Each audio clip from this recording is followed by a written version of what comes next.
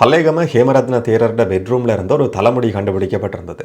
அந்த தலைமுடி இன்னும் ஒரு பெண்ணுக்கு சொந்தமானது என்றது உறுதி செய்யப்பட்டிருக்கு. என்ன சொன்ன ஆரம்பத்தில் ஒரு சிறுமி சம்பந்தமான விஷயமா இந்த விசாரணைகள் ஆரம்பிக்கப்பட்டு பல்லேகம ஹேமரத்ன தேரர் கைது செய்யப்படுறார். விளக்கமறியலில் வைக்க சொல்லி உத்தரவு பிறப்பிக்கப்படுது. வைத்தியசாலையில் அனுமதிக்கப்படுறார். நிபந்தனைகளின் அடிப்படையில் பிணை கொடுக்கப்படுது. வெளிநாடு போகிறதுக்கு தடை விதிக்கப்பட்டிருந்தது. இப்போ அரச ரசாயன பகுப்பாய்வு திணைக்களத்தினுடைய அறிக்கை நீதிமன்றத்தில் சமர்ப்பிக்கப்பட்டிருக்கு.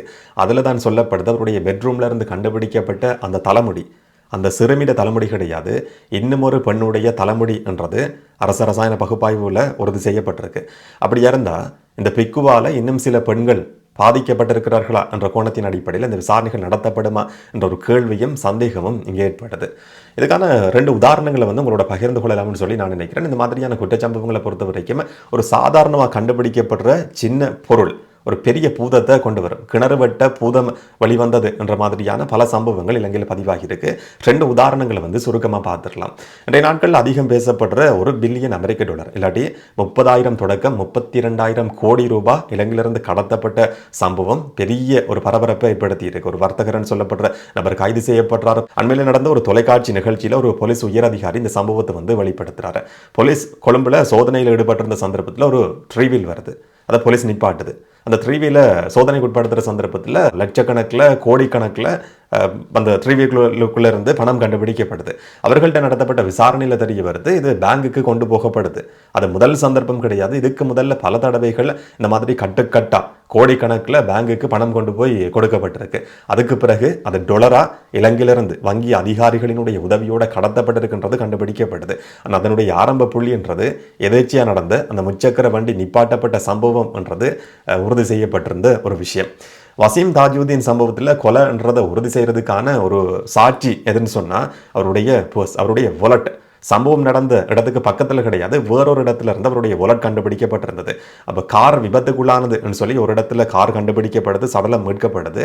ஆனால் அந்த சம்பவம் நடக்கிறதுக்கு முதல்ல அவருடைய வாலெட் வேறொரு இடத்துல எறியப்பட்டிருக்கு. அந்த வாலெட் சம்பந்தமாக தேடிக்கொண்டு போகிற நேரத்தில் அது கொலைன்றதை உறுதி செய்யறதுக்கான ஒரு ஆதாரமாக அந்த வாலெட் கண்டுபிடிக்கப்பட்டிருந்தது. அது உதவி செய்திருந்தது. இந்த மாதிரி குற்றச்சம்பவங்களை பொறுத்த வரைக்கும் சாதாரணமாக கண்டுபிடிக்கப்படுற சின்ன சின்ன சாட்சி பொருட்கள் சான்று பொருட்கள்ன்றது பெரிய ஒரு விஷயத்தை வெளிக்கொண்டு வர்றதை பற்றி சில விசாரணைகளில் நாங்கள் பார்த்துருக்கிறோம். சினிமாவிலையும் நாங்கள் பார்த்துருக்கிறோம். அதிகமாக நான் கிரைம் த்ரில்லர் படம் பார்க்கறது வளமையானது. அதனால தான் இதை பற்றி கதைக்கணும்னு சொல்லியும் நான் நினைச்சேன். இப்போ ஒரு தலைமுடி கண்டுபிடிக்கப்பட்டிருக்கு. அந்த தலைமுடி அந்த சிறுமியோடையது கிடையாது என்றதும் அரச ரசாயன பகுப்பாய்வில் உறுதி செய்யப்பட்டிருக்கு. ஒரு சிறுமி பாதிக்கப்படுறார். சிறுமி சம்பந்தமான விசாரணைகள் ஆரம்பிக்கப்படுது. அந்த இடத்துக்கு கூட்டி போகப்பட்டதும் இதுதான் அந்த சம்பவம் நடந்த இடம்னு சொல்லி அந்த சிறுமியால் அடையாளம் காட்டப்படுது.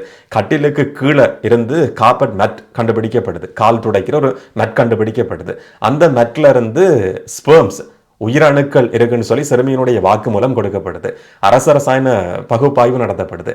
அரச ரசாயன பகுப்பாய்வு திணைக்களத்தினுடைய அறிக்கை சில நாட்களுக்கு முதல்ல நீதிமன்றத்தில் சமர்ப்பிக்கப்பட்டிருக்கு.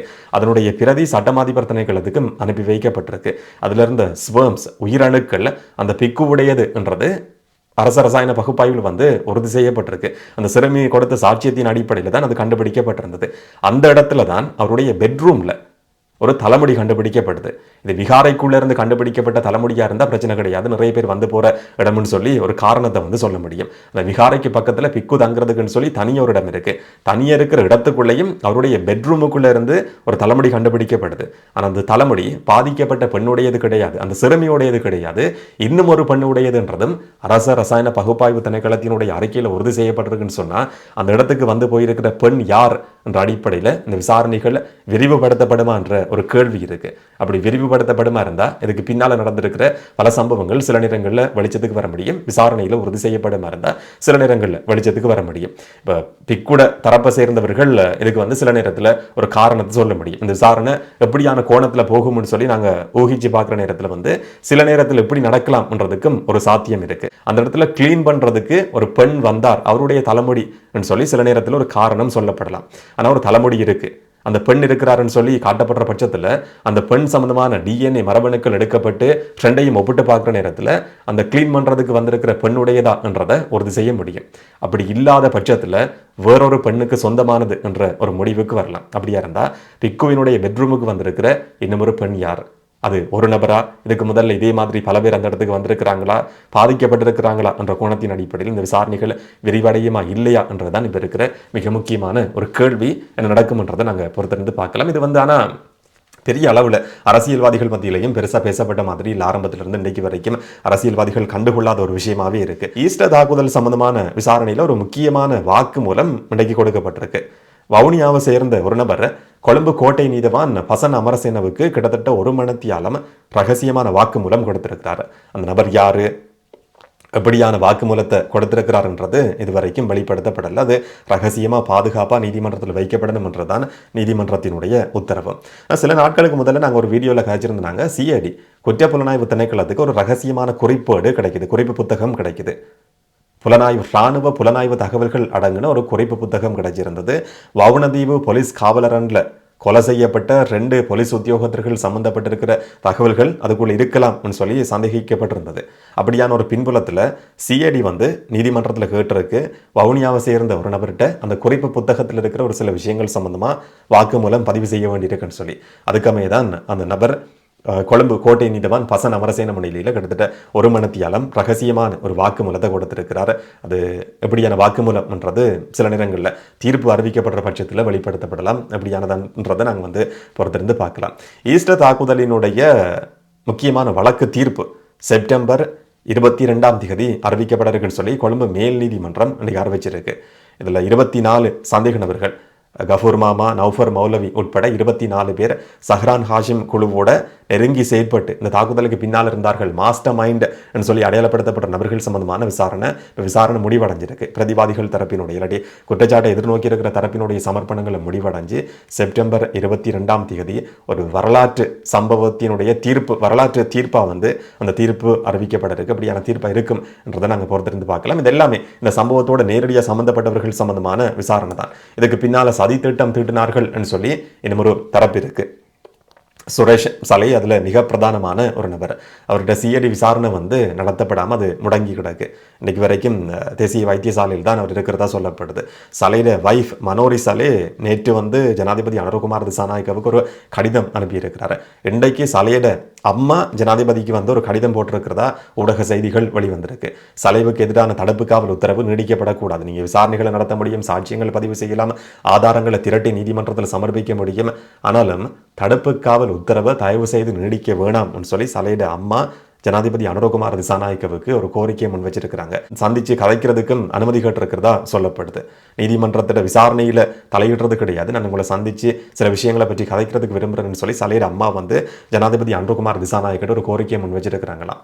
37 வருஷம் இராணுவத்தில் சேவை செய்த ஒரு நபர் இளமை காலத்தை குடும்பத்தோட கழிக்க முடியாமல் போயிருந்த நபர் இந்த மாதிரி துர்ப்பாக்கியமான ஒரு நிலைமை எதிர்நோக்கி கொண்டிருக்கிறார் என்றதான் சலையிட அம்மா ஜனாதிபதி அனுரகுமார் திசாநாயக்கவுக்கு அனுப்பியிருக்கிற கடிதத்தில் சொல்லப்பட்டிருக்கிற விஷயம். சலையிட வைஃப் அனுப்பின கடிதத்துக்கு எந்த விதமான பதிலும் சொல்லப்படலை.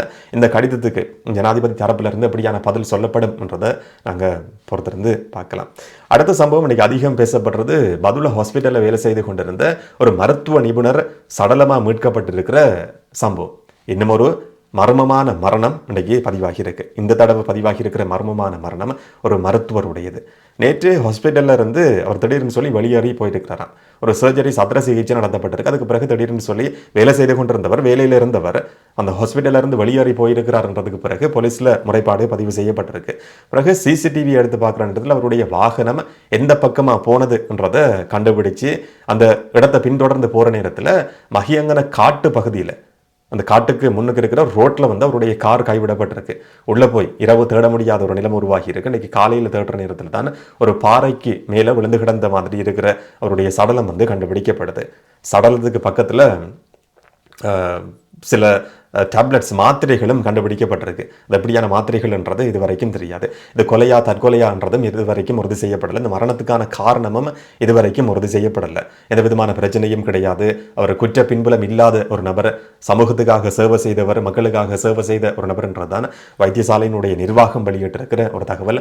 திடீர்னு சொல்லி காணாமல் போறார். ஒரு காட்டு பிரதேசத்தில் இருந்து அவருடைய சடலம் மீட்கப்படுது. மர்மமான ஒரு மரணமா இது பதிவாகி இருக்கு. 47 வயதான பிரபாத் சொல்லப்படுற நபர் தான் இந்த மாதிரி சடலமாக மீட்கப்பட்டிருக்கிறவர். கினிகத்தேன பிரதேசத்தை சேர்ந்தவர்ன்றதும் இன்னும் ஒரு தகவலாக ஊடகங்களில் குறிப்பிடப்பட்டிருக்கு. இவர் வந்து பதுளை ஹாஸ்பிட்டலில் இதுக்கு முதல்லையும் வேலை செய்திருக்கிறாரு. அதுக்கு பிறகு இடமாற்றம் பெற்று வேறு ஹாஸ்பிட்டலுக்கு போயிருக்கிறார். திரும்ப அதே மருத்துவமனைக்கு வந்து இப்போ ஒரு வருஷமாக இங்கே தான் வேலை செய்து கொண்டிருந்தவர்னு சொல்லி வைத்தியசாலையினுடைய நிர்வாகம் அறிவிச்சிருக்கு.